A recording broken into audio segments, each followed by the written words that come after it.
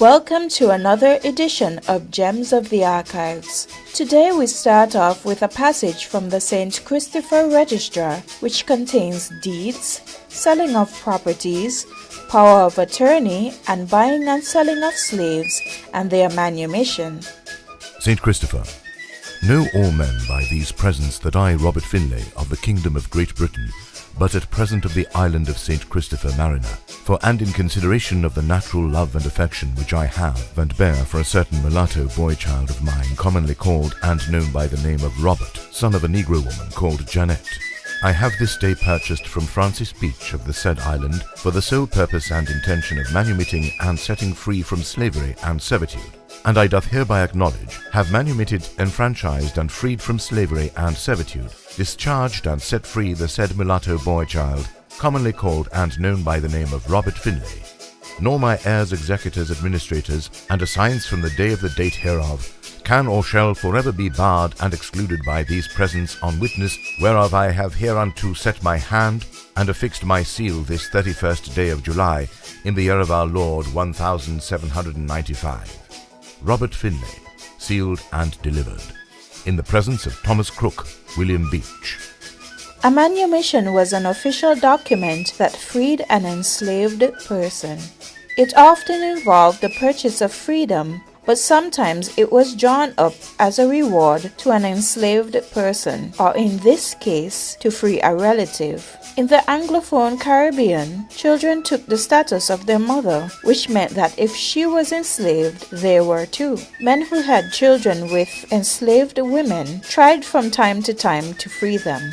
This did not happen all the time, and the registers of slaves had numerous enslaved workers described as mulatto or mesti. A mulatto was the child of a black mother and a white father, and a mesti was the child of a mulatto woman and a white father.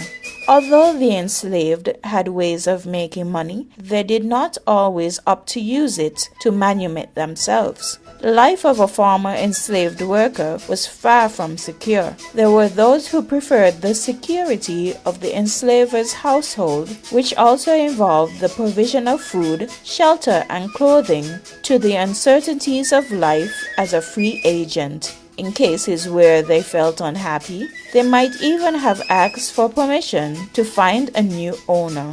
Besides the insecurities of making a living, there was also the threat of re-enslavement. That's it for this edition of Gems of the Archives, Unearthing History.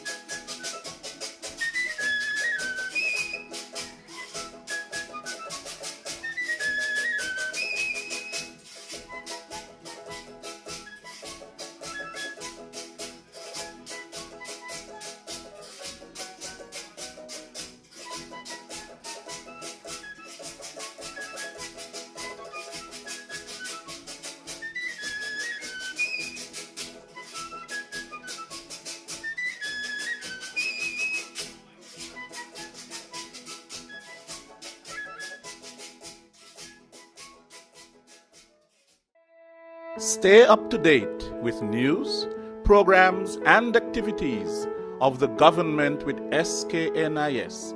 Like us on Facebook. Listen to us on SoundCloud.